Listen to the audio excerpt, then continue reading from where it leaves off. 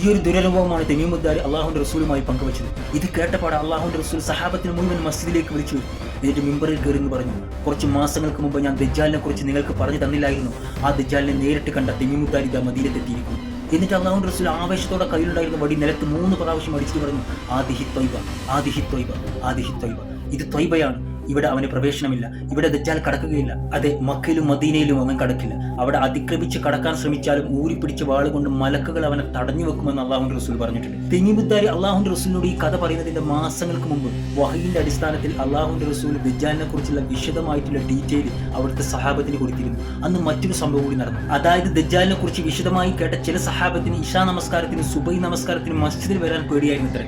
അതായത് ഇവർ പോകുന്ന വഴിയിലെ ഈത്തപ്പനത്തോട്ടങ്ങളിൽ ദജ്ജാൽ മറഞ്ഞിരിക്കുന്നുണ്ടോ എന്ന് ഇവർ ഭയപ്പെട്ടിരുന്നു. ഇതറിഞ്ഞ അള്ളാഹുവിന്റെ റസൂൽ അവരെ ആശ്വസിപ്പിച്ചുകൊണ്ട് പറഞ്ഞിരുന്നു, നിങ്ങൾ ഭയപ്പെടേണ്ട, ഞാൻ ഉണ്ടാകുമ്പോൾ അവൻ നിങ്ങൾ ഒന്നും ചെയ്യില്ല. ഞാനില്ലെങ്കിൽ അവന്റെ കൺമുൻപിൽ പെടാതെ നിങ്ങൾ ശ്രദ്ധിക്കണമെന്നും ഇനി അഥവാ കൺമുൻപിൽ പെട്ടാൽ അള്ളാഹുവിന് വേണ്ടി അവനോട് വാദിക്കണമെന്നും അള്ളാഹുവിന്റെ റസൂൽ നമ്മോട് പറഞ്ഞിട്ടുണ്ട്. അത് മാത്രമല്ല, ദജ്ജാലിനെ കുറിച്ച് അള്ളാഹുവിന്റെ റസൂൽ സഹാബത്തിനോട് മറ്റൊരു കാര്യം കൂടി പറഞ്ഞിട്ടുണ്ട്. അത് നിങ്ങളുടെ കൽബിലെ ഈമാൻ ഓർക്കാൻ ഞാൻ ഇവിടെ വിശദീകരിച്ചു തരാം. ഈത്തപ്പന ഓല കൊണ്ട് മറച്ചു കെട്ടിയ, ഈത്തപ്പനയുടെ തണ്ട് തൂണാക്കി നിർത്തിയ, മഴ പെയ്താൽ ചോർന്നൊലിക്കുന്ന ഒരു മസ്ജിദിൽ ഇരുന്നു കൊണ്ടാണ് അള്ളാഹുവിന്റെ റസൂൽ ഇത് പറയുന്നത്.